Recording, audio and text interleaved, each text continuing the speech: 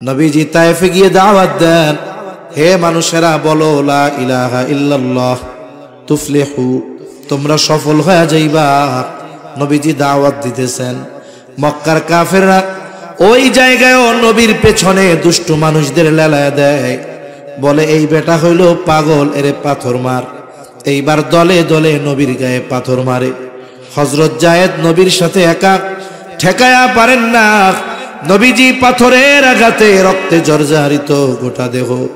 নবীজি পড়ে যাইতেন, আবার দাঁড়াইতেন, উঠতেন আর বলতেন, হে মানুষেরা বলো লা ইলাহা ইল্লাল্লাহ তুফলিহু, তোমরা সফল হয়ে যাইবা। নবীর গায়ে তারা সারাদিন পাথর নিক্ষেপ করেছে। পাথর নিক্ষেপের পরিমাণ কত কত কত বলে, নবীর গায়ে তারা পাথর নিক্ষেপ করেছে। পাথরের আঘাতে নবীজির গা জর্জরিত হয়ে রক্ত প্রবাহিত হয়েছে। দাগ কেমন ছিল, আয়েশা সিদ্দিকা রাদিয়াল্লাহু তাআলা আনহা একদিন নবীর গায়ে পাথরের আঘাতের দাগ দেখে বুঝতে পারেন নাই। বলে, ইয়া রাসূলুল্লাহ, আপনার কি কখনো বসন্ত হয়েছিল নাকি? নবী বলেন, না, বসন্ত হয় নাই। বলে, তাহলে এগুলো কিসের দাগ? নবীজি বলেন, আয়েশা, আমি যখন তায়েফে দ্বীনের দাওয়াত নিয়ে গিয়েছিলাম, তায়েফের মানুষ আমাকে যে পাথর নিক্ষেপ করেছিল, এগুলো হলো তাদের নিক্ষিপ্ত পাথরের আঘাতের দাগ। একটা হলো পাথর মারলে থেতলে যাবে, আর একটা হলো যদি পাথর দাঁড়ালো হয় তাহলে থেতলাবে না, শুধু ক্ষত হবে, রক্ত বের হবে। নবীর গায়ে ক্ষত হয়ে রক্ত বের হয়েছে। বলে, কি পরিমাণ রক্ত? রক্ত বের হয়ে গায়ের জামা পোশাক ভিজে গেছে। এরপরে গা বেয়ে বেয়ে, পা বেয়ে বেয়ে রক্ত জুতার মধ্যে ঢুকে গেছে।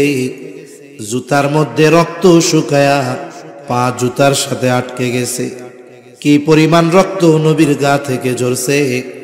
মাঝে মধ্যে আমরা রক্তদান করি, ব্লাড ডোনেট করি, বড় সওয়াবের কাজ। এই যে অনেক সময় আমি দেখেছি, আমি অনেকবার পিজিতে রক্ত দিয়েছি, অন্যান্য জায়গায় দিয়েছি, দেখেছি একজনের রক্ত নিল 100 গ্রাম 150 গ্রাম, এরপরে 10 মিনিট শোয়া রাখছে, এরপরে পানি দিছে, বিস্কিট দিছে, খাইছে।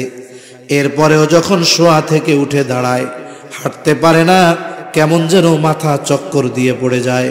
নবীর গা থেকে এই কথার আলোকে মনে হয় 100-150 গ্রাম নয়, বরং এর চাইতে বেশি রক্ত ঝরিয়েছে তারা। নবীজি পড়ন্ত বিকালে ক্লান্ত দেহ নিয়ে একটা খেজুর বাগানের পাশে নবীজি বিশ্রাম নিচ্ছেন। আঙ্গুর বাগানের পাশে বিশ্রামরত অবস্থায় জিবরাইল আলাইহিস সালাম চলে আসলেন। এসে বলে, ইয়া রাসূলুল্লাহ, আপনার সাথে এই কওম কেমন আচরণ করেছে আপনার মালিক দেখছে। আজকে আমি একা আসি নাই, আমার সাথে নতুন আর একজন ফেরেশতা পাঠানো হয়েছে, পাহাড়ের দায়িত্বে নিয়োজিত ফেরেশতা। নবীজি বলেন, ওই ফেরেশতা আমার কাছে আসলো, আমাকে সালাম দিয়ে বলে, এই কওম আপনার সাথে কেমন আচরণ করেছে আপনার মালিক দেখছে। আমাকে তিনি আপনার আদেশ পালনার্থে পাঠিয়েছে। আপনি যদি আমাকে নির্দেশ দেন, 2টা পাহাড় দিয়ে এদেরকে এমন ভাবে পিষে দেওয়া হবে, নিশ্চিহ্ন হয়ে যাবে, অস্তিত্বহীন হয়ে যাবে। এই জায়গায় যে একটা জনবসতি ছিল, তার কোনো অস্তিত্ব থাকবে না। আল্লাহ পাঠাইছে আমাকে আপনার আদেশ পালন করার জন্য। আপনি শুধু অর্ডার দেন, মুহূর্তের মধ্যে খালাস। নবী কি প্রতিশোধ পরায়ণ ছিলেন নাকি? নবীকে ব্যক্তিগতভাবে যদি কেউ কষ্ট দিত, ক্ষমা চাইলে নবীজি মাফ করে দিতেন। আমরা তো প্রতিশোধ পরায়ণ। বলে, 20 বছর আগে কেউ যদি আমাকে একটা কথার দ্বারাও কষ্ট দিয়ে থাকে, 20 বছর পরে যদি আমার পাওয়ার হয়, ক্ষমতা হয়, ওই 20 বছর আগের ওই কথার প্রতিশোধ নিতে আমি উন্মুখ হয়ে থাকি। মনে রাখবেন, প্রতিশোধ পরায়ণ মানুষের অন্তরে কোনোদিন শান্তি আসে না। কিন্তু যারা ক্ষমার এই মহান গুণ অর্জন করতে পারে, এদের সম্পদ না থাকতে পারে কিন্তু শান্তি দিয়ে হৃদয় ভরপুর থাকে। আল্লাহ তাআলা এই ক্ষমার গুণ আমাদের দান করেন, বলি আমিন। আরে প্রতিশোধ সবাই কম বেশি নিতে পারে। ক্ষমা কয়জন করতে পারে? নবীজি আরাম করতেছিলেন, আরাম থেকে উঠে বসলেন। কেমন যেন ফিরিস্তাকে বলে, শোনো, তুমি তো আমাকে বলতেছ, আদেশ দেন দুই পাহাড় দিয়ে এদের পিষে দেই, কিন্তু এদের ব্যাপারে আমি আল্লাহ তাআলার কাছে কি আশা পোষণ করি জানো? আমি তো এদের ক্ষতি চাই না, আমি তো এদের ধ্বংস চাই না, বরং আমি আল্লাহর কাছে আশা করি, বাল আরজু আন ইয়াখরুজাল্লাহু মিন আসলাবিহিম মান ইয়াবুদুল্লাহা ওয়াহদাহু ওয়া লা ইউশরিকু বিহি শাইআ। নবীজি বলেন, আমি তো এদের ব্যাপারে আল্লাহ তাআলার কাছে এই আশা পোষণ করি যে এরা হয়তো বুঝতে পারে নাই, তাই আমার কথা মানে নাই, কিন্তু হয়তো আল্লাহ তাআলা এদের মধ্য থেকে এমন এক সম্প্রদায় বের করবে যারা এক আল্লাহর ইবাদত করবে, তার সাথে শিরিক করবে না। আমি তো এই আশা করি, আর তুমি আমারে কইতেছ যে নির্দেশ দেন পাথর চাপা দিয়া সাইজ কইরা দেই। একটু চিন্তা করেন তো, উম্মতের প্রতি কেমন মায়া, মোহাব্বত, ভালোবাসা থাকলে এই রকম আঘাত প্রতিঘাতের পরেও নবীজি ক্ষমা করে দেন। একটা একটা হাদিস ঘটনা বলতে গেলে অনেক বলা যাবে। আসেন, নবীজি আমাদের ভালোবাসেন এ ব্যাপারে সব একদিকে রাখেন। নবীজি আমাদের ভালোবাসেন এই খবর কোরআনে জানিয়েছেন কে? জোরে বলেন না, কে? আল্লাহ তাআলা জানিয়েছেন। আল্লাহ তাআলা বলেন, লাকাদ জাআকুম রাসূলুম মিন আনফুসিকুম আজিজুন আলাইহি মা আনিতুম হারিসুন আলাইকুম বিল মুমিনিনা রাউফুর রহিম। একটু খেয়াল দিয়া আল্লাহর রাস্তে কথাগুলো শুনবেন, তাহলে বোঝা যাবে। আল্লাহ তাআলা বলেন, লাকাদ জাআকুম রাসূলুম মিন আনফুসিকুম, তোমাদের মধ্য থেকে তোমাদের জন্য এমন একজন রাসূল এসেছেন। বলে রাসূল কেমন রাসূল? বলে আজিজুন আলাইহি মা আনিতুম, এই রাসূল হলো এমন রাসূল, তিনি হলেন তোমাদের জন্য যেটা কষ্টের সেটা তার জন্য কষ্টের। তার মানে উম্মত যেটাতে কষ্ট পায় সেটাতেও নবীজি কষ্ট পায়। উম্মত জাহান্নামে গিয়ে কষ্ট পাবে, নবীজির এতে কষ্ট লাগবে। দুনিয়ায়ও যদি নবীর উম্মতের কোনো কষ্ট হয়, এই কষ্ট নবীজিও অনুভব করে। একে বলে সমব্যথী, আজিজ। তাহলে নবী আমাদের কষ্টে কষ্ট পান।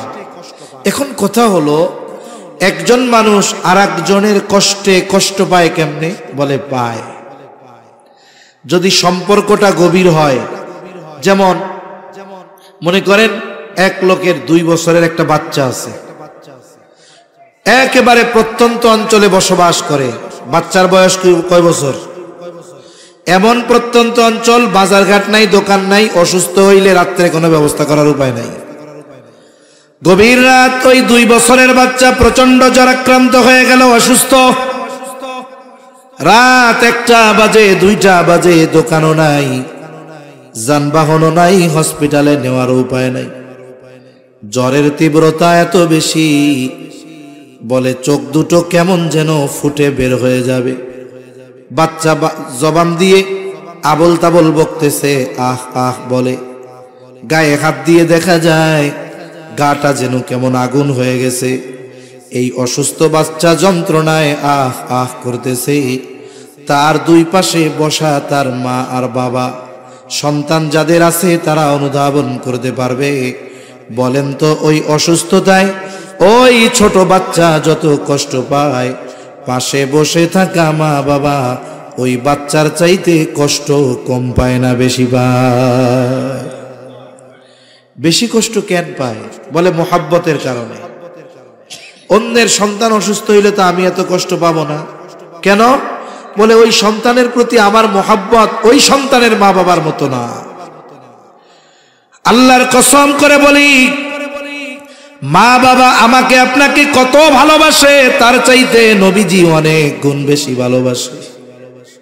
বলে আসলে ভালোবাসে কে? বলে বিপদ আপদ মুসিবতে পাশে থাকে যে। বিপদে যে আপনারে আমারে ফালায়া দৌড় দিবে, ও যদি মাইক একটা লাগায় কয় আপনারে খুব ভালোবাসি, বিশ্বাস করবেন নাকি? দুনিয়ার বিপদ আপদ মুসিবত এটা ক্ষণস্থায়ী, চোখ বন্ধ হলেই শেষ। বলে কঠিন মুসিবত, আসল মুসিবত হলো কিয়ামতের দিন। ওই মুসিবতে আমার পাশে যে আমাকে ভালোবাসে সে। বলে কিয়ামতের ওই কঠিন মুসিবতে যুবক, তোমার বন্ধু তোমার পাশে থাকবে না, আমার বন্ধু আমার পাশে থাকবে না, মা বাবা থাকবে না, স্ত্রী সন্তান কেউ থাকবে না। আল্লাহ তাআলা বলেন ইয়াউমা ইয়াফিরুল মারউ মিন আখিহি ওয়া উম্মিহি ওয়া আবিহি ওয়া সাহিবাতিহি ওয়া বানিহি লিকুল্লি ইমরিইম মিনহুম ইয়াউমাইযিন শা'নুন ইউগনি। আল্লাহ তাআলা বলেন কিয়ামতের দিন ভাই ভাইয়ের থেকে পলায়ন করবে। ওয়া উম্মিহি ওয়া আবিহি, পিতামাতার থেকে পলায়ন করবে। ওয়া সাহিবাতিহি ওয়া বানিহি, স্ত্রী সন্তানদের থেকে পলায়ন করবে। হায়রে, কত মানুষ প্রবাসে থাকে, বিদেশে থাকে, 24 ঘন্টার 18 ঘন্টা ডিউটি করে, 2 ঘন্টার মধ্যে রান্না বান্না খাওয়া দাওয়া, মাত্র 4 ঘন্টা ঘুমায়। কত পরিশ্রম, কত কষ্ট। এরপরেও অফিস থেকে যখন বাসায় ফিরে গভীর রাত, বাংলাদেশে গভীর রাত, ফোনটা দেয়, স্ত্রী ফোন রিসিভ করার পরে বলে মাত্র ডিউটি থেকে আসলাম, অনেক কষ্ট করে আসলাম, আমার কলিজার টুকরা সন্তানের চেহারাটা একটু দেখাও। এইবার ঘুমন্ত সন্তানের চেহারাটা যখন মোবাইলের মধ্যে দেখে, চ্যালেঞ্জ দিয়া বললাম ওই 20 ঘন্টা কষ্ট করে আসা যুবকটার এই 20 ঘন্টা 18 ঘন্টার কষ্ট মুহূর্তের মধ্যে দূর হয়ে যায়। বলে সন্তানের চেহারাটা দেখছি, কষ্টটা দূর হয়ে গেছে। দুনিয়ায় কষ্ট দূর করার জন্য সন্তানের চেহারা দেখে, মা বাবার চেহারা দেখে, স্ত্রীর চেহারা দেখে, কিন্তু কিয়ামতের মুসিবতের কষ্ট দূর করার জন্য মা বাবার চেহারা দেখবে না, স্ত্রী সন্তানের চেহারা দেখবে না, বরং ওই দিন তাদের চেহারা দেখাটা আরো কষ্টের কারণ হবে। মুসিবতটা কত বেশি! বলে ওই মুসিবতে সকলে নাফসি নাফসি করবে, নিজের চিন্তা করবে, সকলে নিজের চিন্তায় চিন্তিত। বলে নবীও চিন্তিত। বলে নবী নিজের চিন্তায় চিন্তিত নয়, বরং নবী তার উম্মতের নাজাতের চিন্তায় চিন্তিত থাকবে। মানুষেরা এমন আল্লাহ তাআলার কাছে বলবে, আল্লাহ সারা দুনিয়ার সব মানুষকে জাহান্নামে দিয়ে হলেও আপনি আমাকে জান্নাত দিয়ে দেন। ওই দিন নবী কি করবে ভাই? বলে আমার আপনার নবী হাসরের ময়দানে অবস্থান করবে। সব নবী জান্নাত অভিমুখে রওনা হয়ে যাবে, জান্নাতের দরজায় পৌঁছায়া যাবে। জান্নাতের দরজা বন্ধ, জান্নাতের পাহারাদারকে বলা হবে দরজা খুলে দাও। জান্নাতের পাহারাদারেরা বলবে না, দরজা খোলা হবে না। বলে যিনি আসলে খোলা হবে তিনি এখনো আসেন নাই। কোথায় তিনি? বলে এখনো তিনি হাসরের ময়দানে। নবীজি হাসরের ময়দানে কি করবেন? বলে উম্মতের নাজাতের চিন্তায় চিন্তিত। একটা মানুষ যখন চিন্তিত থাকে তখন এক জায়গায় সে স্থির থাকতে পারে না, নড়াচড়া করে, বিছানায় শুইলে ঘুম আসে না, চিন্তায় বিছানা থেকে উঠে চেয়ারে বসে, বাড়ির উঠানে হাঁটে, বাড়ির ছাদে হাঁটে, বারান্দার বেলকুনিতে হাঁটে। বলে হাসরের ময়দানে নবীজি উম্মতের চিন্তায় এক জায়গা থাকবেন না। একবার নবী চলে যাবেন হাউজে কাউসারের কাছে, না জানি তার কোনো উম্মত পানি পানে মাহরুম হয়ে যায়। আর একবার চলে যাবেন পুলসিরাতের কাছে, না জানি কোনো উম্মত পুল পানি দিতে ব্যর্থ হয়ে যায়। আর একবার নবী চলে যাবেন মিজানের কাছে, না জানি কোনো উম্মত ওজনে ধরা পড়ে যায়।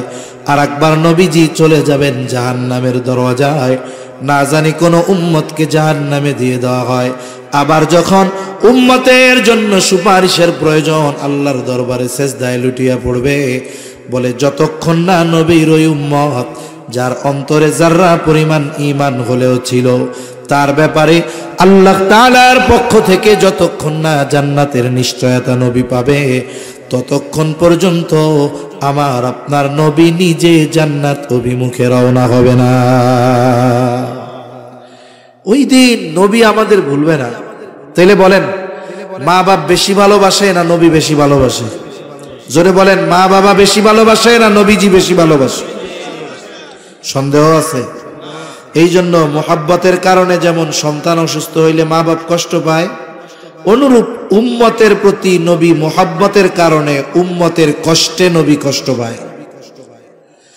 এরপরে আল্লাহ তাআলা বলেন, এই নবী হলেন এমন নবী, হারিসুন আলাইকুম, তোমাদের জন্য কল্যাণকামী নবী। সব সময় উম্মতের কল্যাণের কথা চিন্তা করতেন।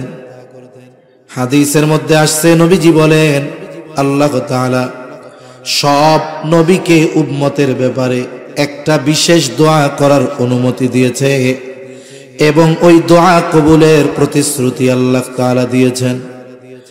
নবী বলেন সব নবী তার উম্মতের ব্যাপারে ওই দোয়া দুনিয়ায় করে ফেলছে, আমি ওই দোয়াটাকে সংরক্ষণ করে রাখছি।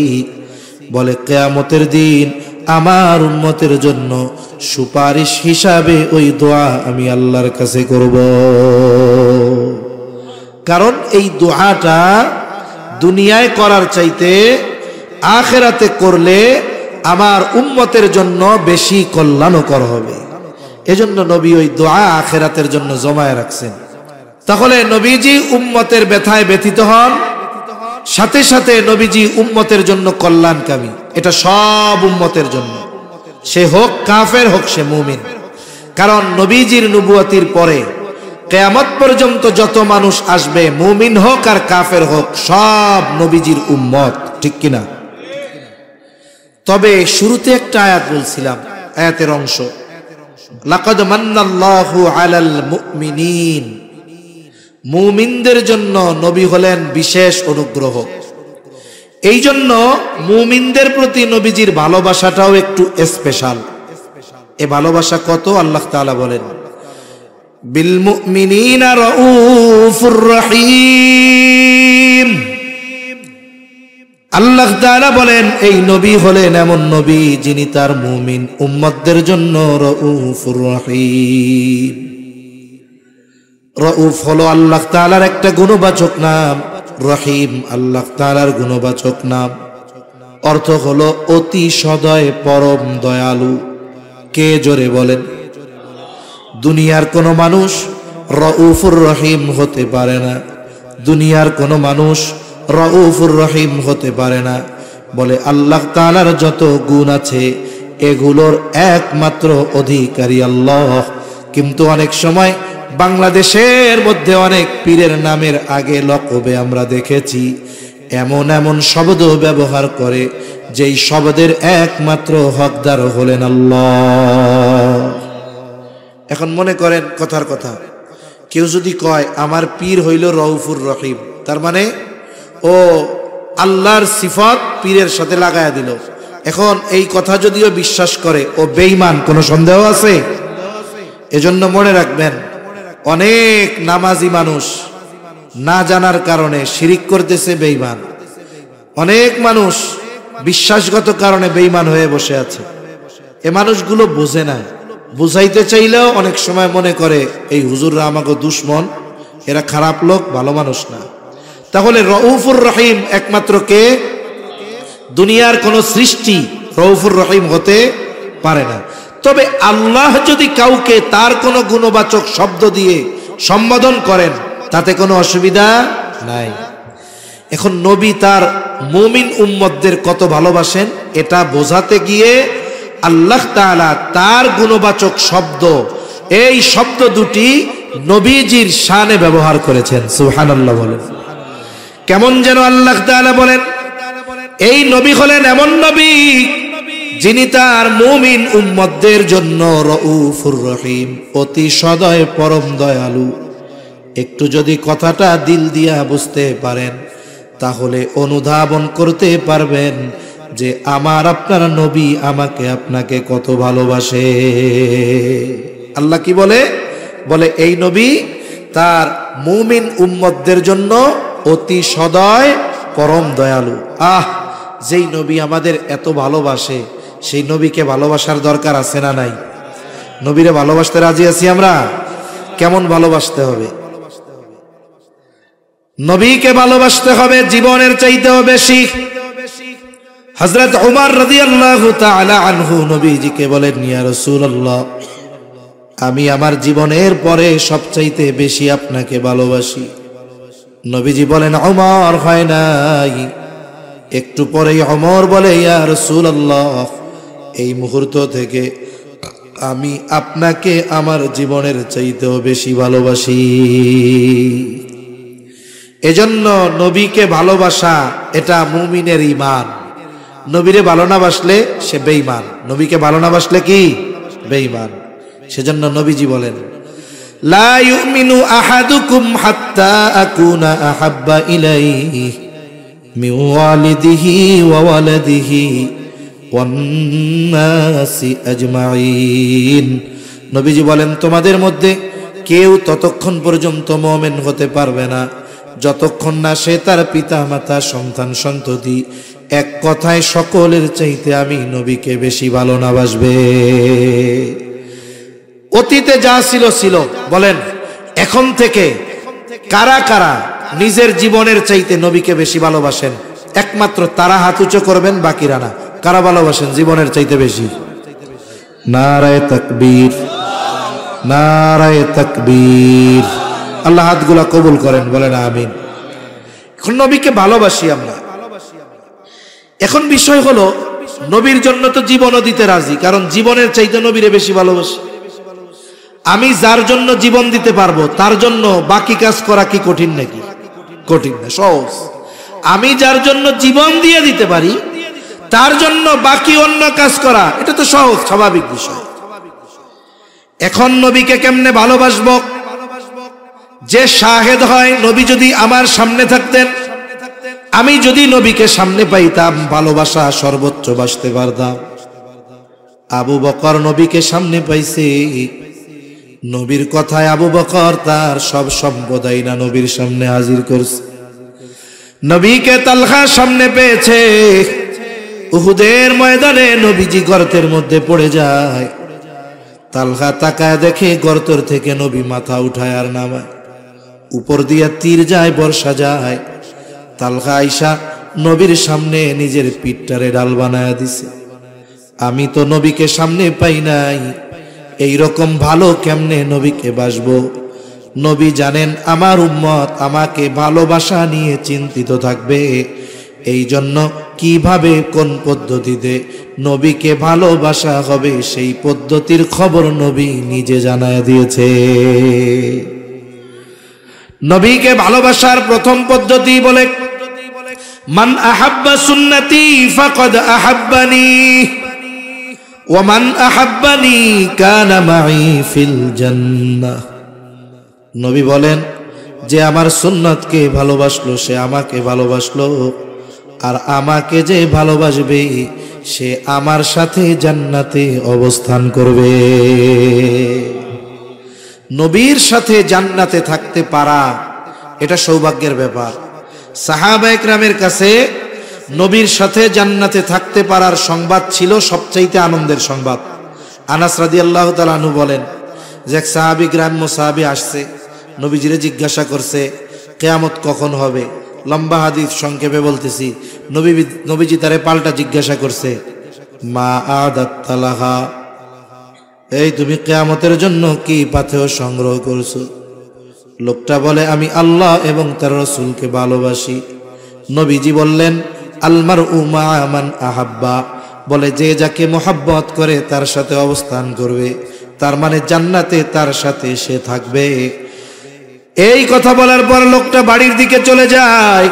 হযরত আনাস রাদিয়াল্লাহু তাআলা আনহু বলেন, নবীজির মুখে যখন শুনলাম তার সাথে জান্নাতে থাকতে পারবো, কারণ আমরা সবচাইতে বেশি ভালো নবীকে বাসি। হযরত আনাস রাদিয়াল্লাহু তাআলা আনহু বলেন, ইসলাম গ্রহণের পর আর কোনো কথা শুনে আমরা এতটা খুশি হই নাই যতটা খুশি নবীর সাথে থাকতে পারবো এই কথা শুনে আমরা হয়েছি। এত খুশি ইসলাম গ্রহণের পরে আর কোনো কথাই হই নাই। আমরাও নবীর সাথে জান্নাতে থাকতে পারবো নবীর সুন্নতকে মোহাব্বত করলে। মনে করেন এক কোম্পানি আপনারে অফার দিছে। অফার কি? বলে আমাদের পণ্য কিনে লটারি জিতুন। লটারিতে কি পুরস্কার? বলে পুরস্কার হলো সৌদি আরবের ওয়াচ টাওয়ারটা আছে, ওই ঘড়িয়ালা বিশাল বিল্ডিং, ক্লক টাওয়ারে একেবারে কাবা ভিউ, যেখানে আপনার রুম হবে ওইখান থেকে কাবা দেখা যাবে। আপনার সুযোগ, থাকার সুযোগ 5 দিন 5 রাত, সাথে সাথে আপনার বিমানের টিকিটও দেওয়া হবে। এই দুইটা অফার, বিমানের টিকিট আর হোটেলে থাকার সব ব্যবস্থাপনা। অফার তো পাইছেন, এখন আপনার পাসপোর্টও নাই, ভিসাও নাই, অফার ভোগ করার সুযোগ আছে। নবীর সাথে জান্নাতে থাকার অফার আছে, তবে জান্নাতে আগে যাইতে হবে। আপনাকে আগে মক্কায় পৌঁছাইতে হবে, এরপরেই না আপনি 5 স্টার হোটেলটায় থাকবেন। পৌঁছানোর জন্য ভিসা নাই, পাসপোর্ট নাই, কাজ হবে না। এখন বলে আমি আপনি যদি নবীর সাথে থাকতে চাই জান্নাতে যাওয়া লাগবে। বলে জান্নাতে কেমনে যাব? নবীজি বলেন কুল্লু উম্মতি ইয়াদখুলুনাল জান্নাতা ইল্লা মান আবা। নবীজি বলেন আমার সব উম্মত জান্নাতে প্রবেশ করবে, আবা উম্মত ছাড়া। কে আবা উম্মত? নবীজি বলেন মান আতাআনি দাখালাল জান্নাহ ওয়া মান আসানি ফাকাদ আবা। নবীজি বলেন আমার আনুগত্য যে করবে সে জান্নাতে প্রবেশ করবে, আর জান্নাতে যে প্রবেশ করবে সে তো জান্নাতে আমার সাথে থাকবে, আর যে আমার আনুগত্য করবে না আবা উম্মত, সে জান্নাতেও যেতে পারবে না। তাহলে দুই হাদিসের সমন্বয় কি হয়? বলে নবীর সুন্নাতকে মোহাব্বতের সাথে অনুসরণ করলে জান্নাতে যাওয়া যায়, নবীর সাথেও থাকা যায়। নবীর সুন্নাত অনুসরণ করতে হবে, মোহাব্বতও করতে হবে, তবেই নবীর সাথে জান্নাতে গিয়ে থাকা যাবে। একটু চিন্তা করে দেখেন, নবীর সাথে জান্নাতে থাকার অফার, আবার দেখেন নবীর অনুসরণের মাধ্যমে আল্লাহর ভালোবাসা পাওয়া যায়। নবীর অনুসরণ করলে শুধু জান্নাতে থাকা যাবে তা নয়, বলে নবীর অনুসরণ যেই ব্যক্তি করে তাকে ভালোবাসে কে? আল্লাহ তাআলা বলেন কুল ইন কুনতুম তুহিব্বুনাল্লাহা ফাত্তাবিউনি ইউহিব্বুকুমুল্লাহ। আল্লাহ তাআলা বলেন হাবিব আপনি বলেন তোমরা যদি আল্লাহকে ভালোবাসতে চাও, আমরা আল্লাহকে ভালোবাসতে চাই, কারণ ইমানদার আল্লাহকে ভালোবাসতে চায়। এখন কেমনে ভালোবাসবো? আল্লাহ বলেন হাবিব আপনি বইলা দেন তোমরা যদি আল্লাহকে ভালোবাসতে চাও ফাত্তাবিউনি, আমার অনুসরণ করো। আমার অনুসরণ করলে আল্লাহকে ভালোবাসা হয়ে যাবে। আর আমার অনুসরণ যদি করো, তোমার আল্লাহকে ভালোবাসা নিয়ে চিন্তা করা লাগবে না। আল্লাহ বলেন হাবিব আপনি বলে দেন ইউহিব্বুকুমুল্লাহ, নবীর অনুসরণ যারা করবে আল্লাহ বলেন আল্লাহ তাআলা তাদের ভালোবাসবে। আল্লাহ ভালোবাসলে লাভ কি? নবীর অনুসরণ করলে কার ভালোবাসা পাওয়া যায়? জোরে বলেন কার? এমনি আল্লাহ ভালোবাসলে লাভ আছে না? হাদিসের মধ্যে আসছে নবীজি বলেন আল্লাহ তাআলা যখন কাউকে ভালোবাসে, জিবরাইল আলাইহিস সালামকে ডাক দিয়ে বলে জিবরাইল আমি দুনিয়ার অমুক বান্দাকে ভালোবাসি, তুমিও তারে ভালোবাসো। এইবার জিবরাইল আলাইহিস সালাম তাকে ভালোবাসতে শুরু করে। শুধু তাই না, আসমানের মধ্যে এসে ঘোষণা করে দেয় ও আসমানের বাসিন্দারা, দুনিয়ার অমুক ব্যক্তিকে আল্লাহ ভালোবাসে, আমিও ভালোবাসি, তোমরাও ভালোবাসো। এইবার আসমানের বাসিন্দারা তাকে ভালোবাসতে শুরু করে। মনে রাখবেন আপনার এলাকায়, আমার এলাকায়, আমাদের এলাকায় হয়তো এমন কিছু মানুষ আছে যাদেরকে সাধারণ মানুষ তেমন ভাবে চিনে না, তাদের ইউটিউবে ওয়াজ নাই, ফেসবুকে ভাইরাল না, তারা হয়তো এই দুনিয়ার সেলিব্রিটি না, কিন্তু আসমানের ফেরেশতাদের কাছে তারা বড় সেলিব্রিটি। আসমানের ফেরেশতারা ওই লোককে চিনে, তার আলোচনা করে। এখন আসমানের ফেরেশতারা তাকে ভালোবাসতে শুরু করে। বলে এর দ্বারা কি হয়? নবীজি বলেন এইবার দুনিয়ার মধ্যে আল্লাহ তাআলা ওই ব্যক্তির গ্রহণযোগ্যতা ও ভালোবাসা মানুষের অন্তরে সৃষ্টি করে দেয়। এজন্য নবীর সুন্নাত মুহাব্বতের সাথে অনুসরণ করার মাধ্যমে আল্লাহর ভালোবাসা পাওয়া যায়, ফেরেশতাদের ভালোবাসা পাওয়া যায়, দুনিয়ায় ন্যাচারাল গ্রহণযোগ্যতা বাড়ে। একটা হলো আর্টিফিশিয়াল গ্রহণযোগ্যতা, একটা হলো ন্যাচারাল গ্রহণযোগ্যতা। মনে করেন কিছু মানুষ আছে না, সামাজিক নেতা বা রাজনৈতিক নেতা বা বড় প্রভাবশালী ব্যক্তি, মানুষ এদের সামনাসামনি দেখা হইলে সালাম দেয়, অগসরে গালি দেয়, ঠিক কিনা কোন? এটা কি আসল গ্রহণযোগ্যতা হইল? হয় না।